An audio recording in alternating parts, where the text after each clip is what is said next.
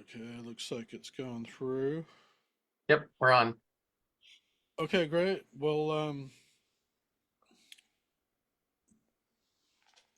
let me just double check, make sure I see it. Do you see it, Corey? Yeah.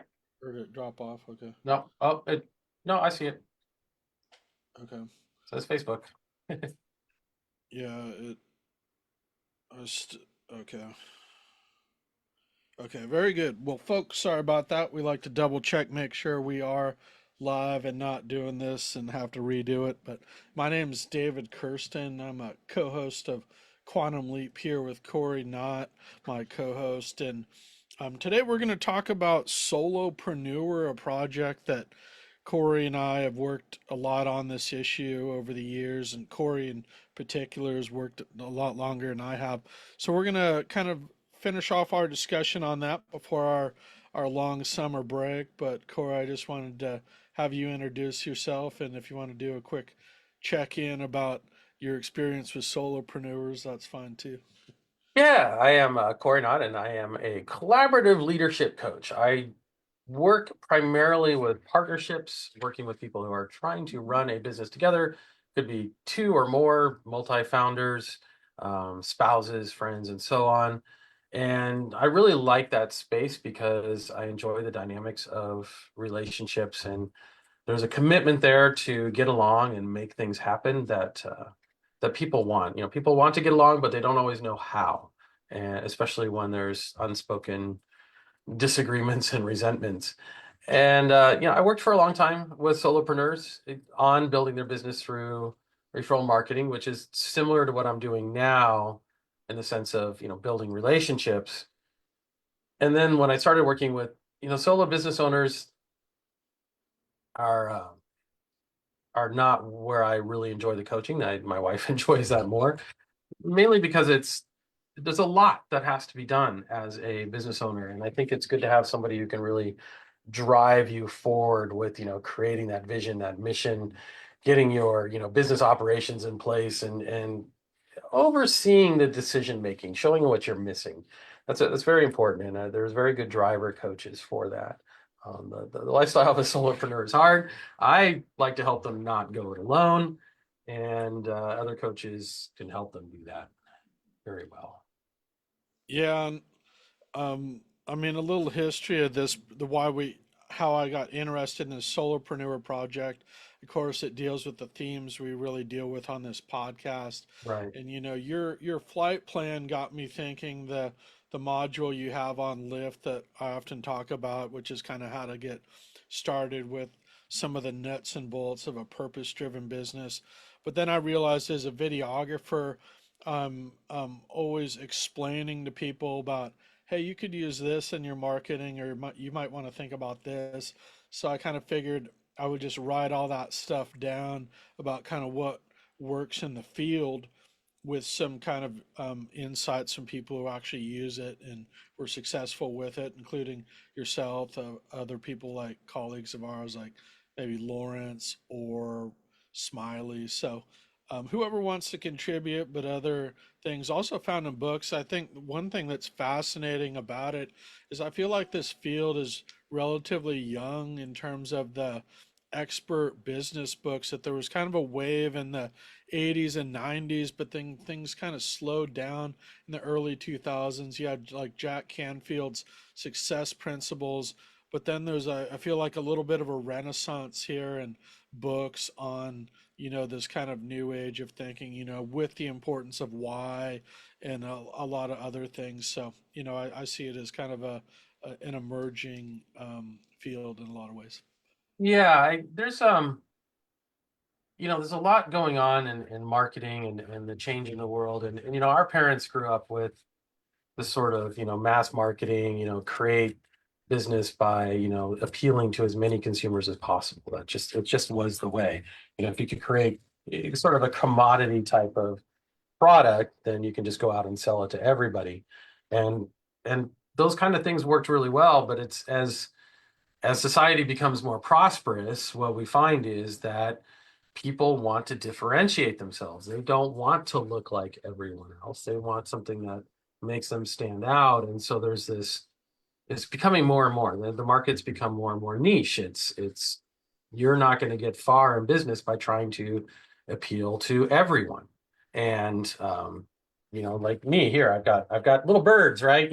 So if you're appealing to, my bird lifestyle, it's much more interesting to me than somebody just says, "Oh, you have pets. We have everything for pets." No, I want to talk to people who really understand birds, especially small birds, and the way they behave and the little things they like. And there's some great subscription boxes out there just for birds. You can tell that's all they really do. And same for, people who make the food and other things like that. So it's and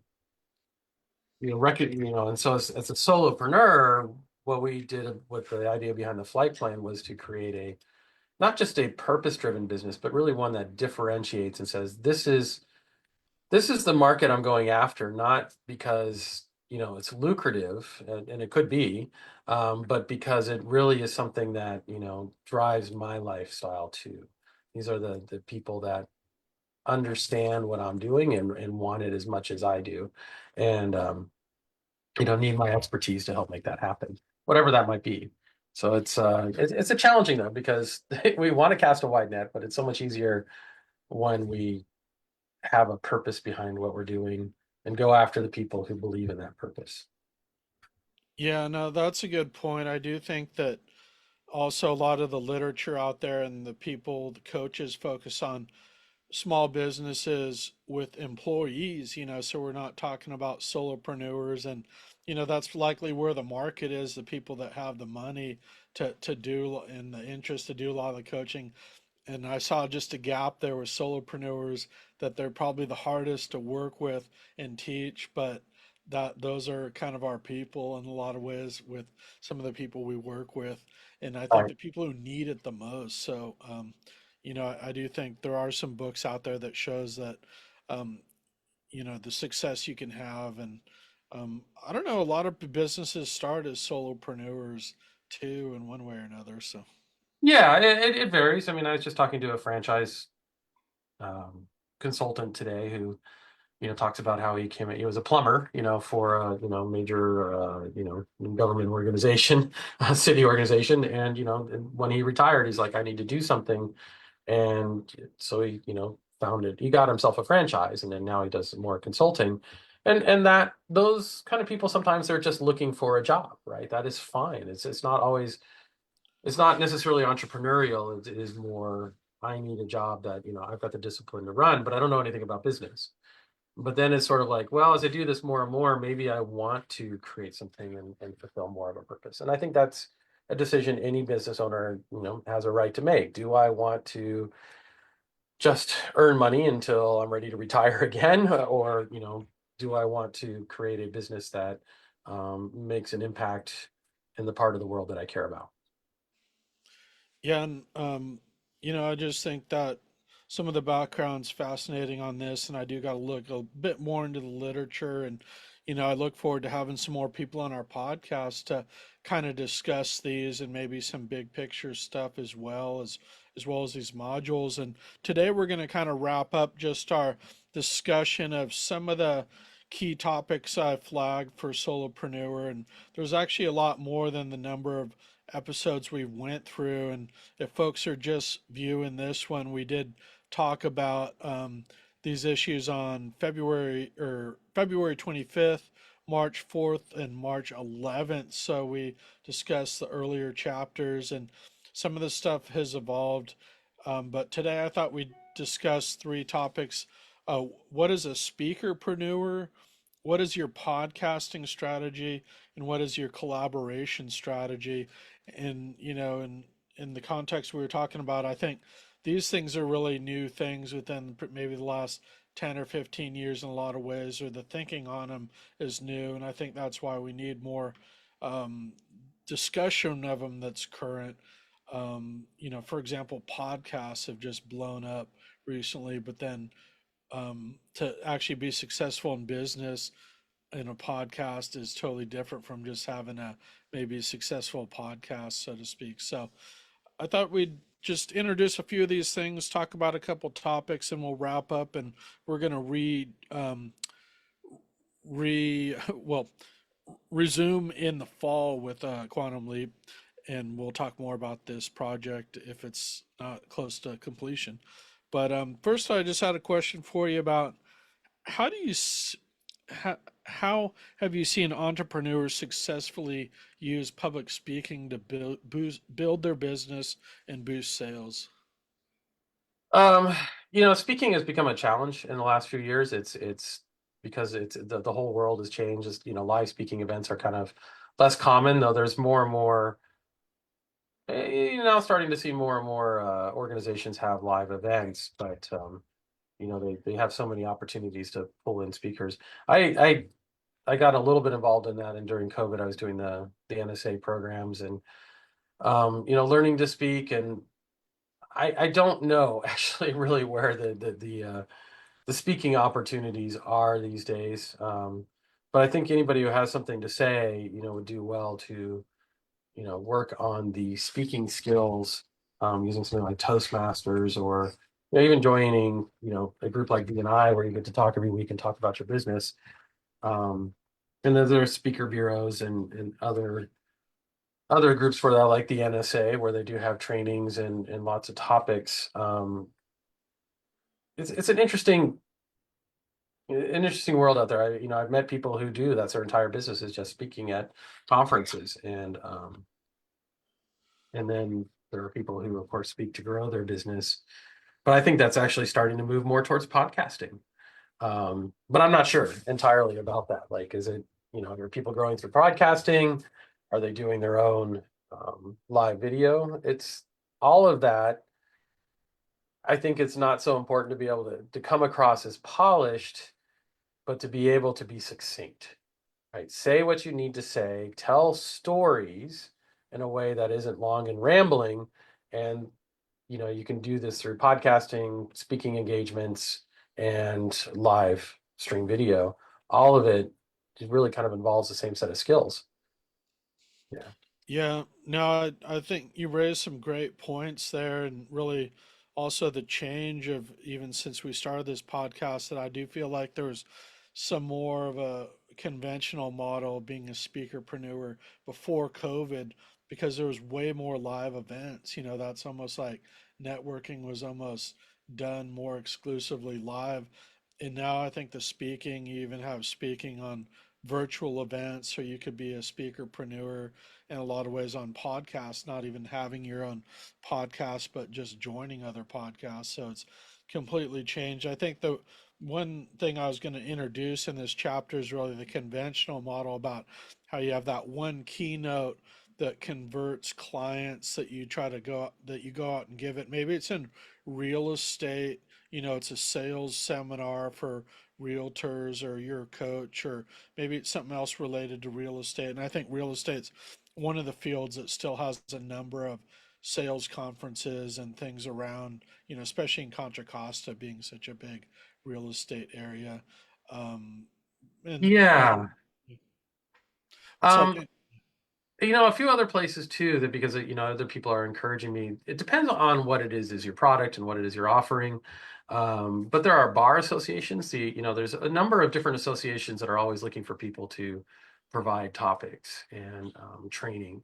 And it's because there's a lot of people out there who may want what you have, but just you have to tailor it for their, profession. It doesn't guarantee you'll get business. It might, and a lot of times you can't charge for it. So, but it's like I do. Partnerships are everywhere. They're in real estate. They're in law. They're in franchising. They're in all kinds of areas. And you know, uh, uh, uh, what are those called? The incubators, right? Where all these little startups reside.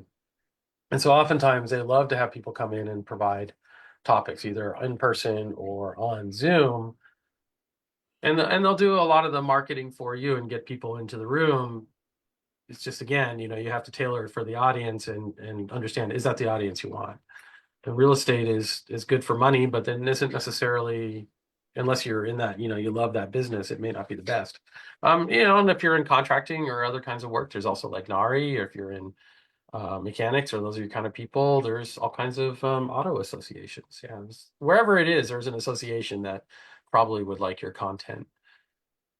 Yeah, and, if you're a solopreneur or speakerpreneur out there listening and you have ideas on how to use speaking, we'd love to have you on the podcast. I know we Yeah. do come across them periodically, speakers. I know you actually do a lot of speaking at BNI and you have a lot of training at public speaking. I think at minimum, most people could use, a fluency in public speaking as a way to, talk in small groups or networking circles. So, but we'll dive in more on this topic. We always kind of come back to it, not the connection to podcasting as well. Um, Let me switch gears here and just go to podcasting. Um, I know we've had this podcast for, is it coming on like 4 years now Yeah, almost, seems maybe? like it. Do you believe that podcasting can be a good business development strategy for, certain business owners? Yeah, it seems like it is a really good one. It takes a degree of consistency and marketing and willingness to I have found it challenging to get started myself. Though Gail and I think we did pretty successful with the bourbon and business, and we'll get back to that eventually when our childcare allows. Um, but there's definitely a strong value in it, and you just come up with a list of topics and talk about them. I think the people I found who really do well with that doing their own podcasts are the ones who just kind of get started and start rolling things out. And then, you discuss a topic and you think, well, who's going to want to hear that again? But you can repackage it, right? Or redo it because the first time around is probably you forgot something. Um, and then, invite guests, right? Invite clients, guests, colleagues, people you collaborate with, all those kinds of things to come in and, share their points of view and, Yeah. adjunct profession or whatever it is that you want to talk about. Yeah. One of my favorite analogies or stories is stone soup, which I kind of read as a kid, but I think even if it doesn't bring you a lot of direct business, maybe in the beginning or maybe ever, it still really helps you develop yourself as a person from a personal development standpoint. And I think it connects you with a lot of people too. So I find that I do get more business and more kind of conversations going when we do have the podcast, but that comes on because you're forced to branch out more. Right. You're also helping promote other people, so it really expands your network, which is hugely invaluable. But I do think there's a lot of considerations there and none of that before you get started. But the only way to learn about it is just to get started, look at what others do. I know one person we've had on our podcast a number of times, Jason Cutter, the sales expert who, uses his podcast to sell his book and his Right. ideas and consulting. And, I think fairly successfully from how good he is on the podcast and how good of a conversationalist he is. But it can also help with the public speaking as well, to kind of think on your feet and be able to present just off the cuff. Yeah, absolutely. And right. Yeah, totally. Let's see here. I wanted to jump into the last topic here, one that another major theme on this show, and one you were looking at writing about as well, about this topic of collaboration and how can business owners use collaboration to build their business. For example, maybe solopreneurs who I think have a lot of inherent weaknesses because they don't have a sales team, but can you kind of fill that in with collaboration? Yeah, it's stepping up from the referral marketing side and going up to the next level, which is, collaboration can include many different things, including it, from just working maybe on some, joint marketing, maybe making an offer like, if you take two contractors, hey, we do plumbing and HVAC. You know what? It's spring. It's time to clean out your, water heater and your air conditioners. And so, if you're a normal person, you got to go and schedule two different people to come and do that. You got to work with their different times. But imagine if you were a plumber and an HVAC guy, you got working together, and you can say, look, you can schedule both of us together. We'll come out and get it all done, and it'll be one price, right? And then they figure out how to split the money or whatever. So there's a lot of opportunities there for there's a lot of opportunity for joint marketing in that space, and making it easier for customers to work with you is not a bad thing. And it can always go up all the way up to joint ventures. You know, I like using the trades, but it could be anybody. I mean, you're video marketing and you were working maybe with a photographer to create a a way to do more marketing to people who don't necessarily want to work with solopreneurs, right? It's the downside of working with solopreneurs is getting their time, and maybe they don't have the ability to scale with the needs if you're a larger business. But if there's a small firm that sort of can provide the different things that you need, they may be solopreneurs on their own, but together they have a joint venture to provide those services as a group, when it's convenient. But they're not necessarily partners in business, or partners just for that joint venture. So I think collaboration is a tool for people to accomplish a lot and not have to do it all alone. Yeah, yeah. I mean, I think the model for collaboration we have is, of course, B and I, and a lot of it arises out of that. Yeah. I think from a lot of the shared values, because the most important thing probably is who you collaborate with. You have to see an opening there, and I think it makes it easier if you have people who are already kind of similar to you and maybe what you think, or the fact that, givers gain the concept.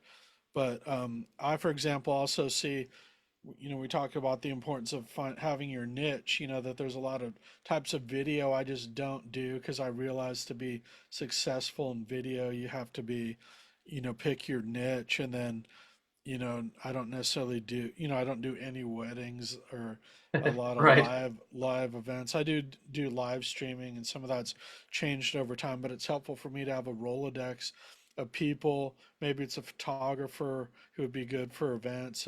I'll do some events, or it's like maybe it's an oil company, somebody that I don't want to work with, who comes to me and needs something, and I don't necessarily have problems with the oil business. But in the Bay Area, if you work for oil, you might be permanently blacklisted, for example. So anyway, Yeah, there's yeah, or defense. I've had people who turn over business to me when, as a programmer, I'm pretty agnostic as to who I'll work with. Obviously, there's some limits that I've not had to deal with, but I've had people who say they won't touch anything that's even, you know, remotely related to defense or, military. And but at the same time, those kind of companies typically will only hire within the US. So as a contract programmer, it's going to be some lucrative contracts to, even if they're just chip makers, right? But they're provided for missiles. So I've had people, send those over to me, and then, I can send them work that I don't do. So I think it's important to have collaboration partners in business, and, look for those values and shared values and trust. It makes it work. Yeah, I guess this last question I had are, what are some of the challenges for collaborating with solopreneurs? And, I've, just by having experience here, there's probably more challenges than benefits. We need to write a book Maybe on how do it. you address those? I know that's one of your really expertise, and I'll just share a little bit about what you kind of helped me with in some cases, is that you actually need to define some of the limits for that collaboration. Like if you are marketing together, how do you avoid maybe being seen as a partnership? For example, people think that you're in business together if you put on one joint event.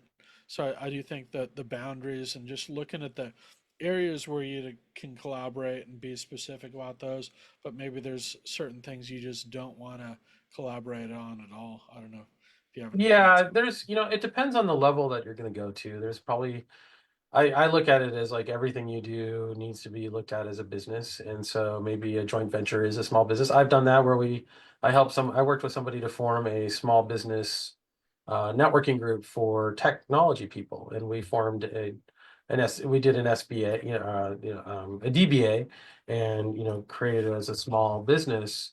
And if it had grown, it probably would have become an LLC on its own, right? Because then it can hire, it can do things, and it has that limited liability. We're not, because you have a danger there where when you're working with somebody else, you do expose yourself to risk if you don't really know them well. Um, so there is that. And trust can be built through organizations. It's good to find people in Rotary or BNI or Provisors or whatever groups you're in, rather than just finding them on the street. And because then you can get to know them well and develop that trust.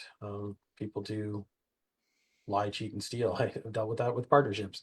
Um, and on the other hand, the other real challenges with partnerships is really time. When people are busy, they feel impacted.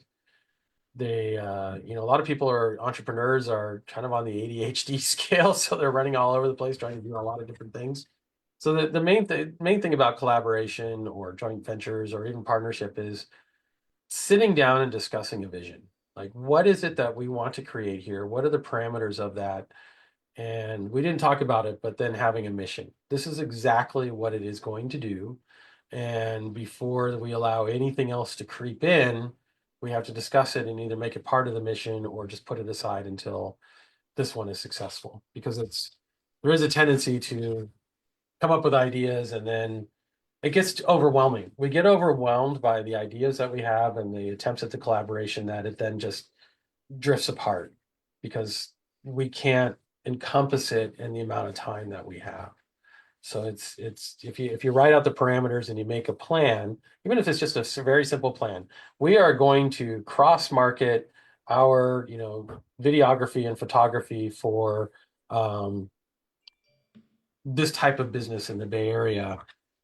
And that's it. That's all we're going to do. Then it becomes easier to just say, okay, we can make a list, identify those people, hire a salesperson to make the phone calls and get us some business. And you're not jumping on a bunch of other ideas and then you just can't figure it out and you go away from it. Because that's what I see usually happens. Yeah, yeah, well put. And I know you do help business partners actually who do want to take that collaboration to the next level, put Right. that together. So, Yeah. which involves a whole other array of issues. I'll work with joint ventures too. I do love them. It's just not something I market as a business, but that's what I call myself, collaborative leadership, right? And it doesn't really matter what you're trying to collaborate on. I'll work with that, but the commitment isn't there so much for joint ventures as there is through partnerships. Yeah, yeah, I think, that concept of power partners and BNI is a good kind of model as well, as that being collaborators could involve just, doing as little as meet for a one to one, like once a month or something. And you say, oh, if you have these kind of referrals, give them to me. I don't do that type of business. Or, so you can work out some things fairly quickly and easily without, always having to write up something. I do think it's always good to be clear there, and it can be beneficial to write things up. Yeah, well, regular referral conversations are good. You can always there are many ways people can help each other. They often don't think about, referrals is just one way to build relationships. No, even just a little bit of cross marketing, right? Hey, I'm putting together a newsletter. What can I tell a story about what you do? Can I help you get some referrals? Can I show that I have a connected community? There's ways we can do these sort of non-formal ventures to help each other. Or maybe, well, Rotary is a good example. You're putting together something in Rotary and you want to bring people in to help with that. It helps you and it makes you look good and helps your, Rotary people. It could even be a volunteer project. Hey, we've got, fewer bodies than are available in our Rotary group. Can you come help? Yeah, yeah, you never quite know where they're going to go, and I think they are exciting in a lot of ways. And it's just, being a kind of isolated business owner, if you don't do collaboration, can be pretty grim as well. So I think sometimes it's good to give things a try, but also learn lessons from things that don't necessarily work out too, and that's fine too.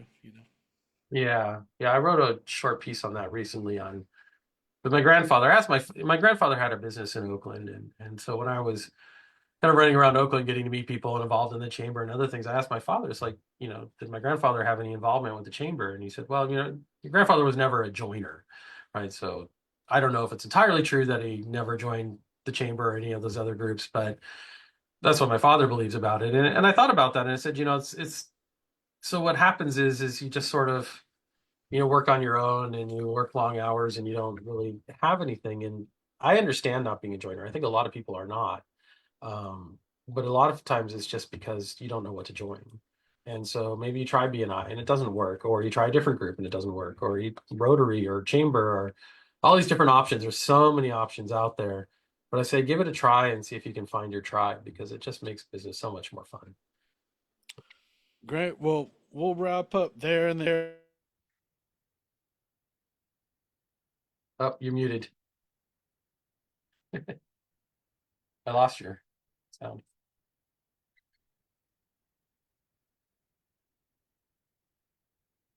Your microphone died, or did I lose my sound? My mic got unplugged. Yeah, I can hear you. Okay.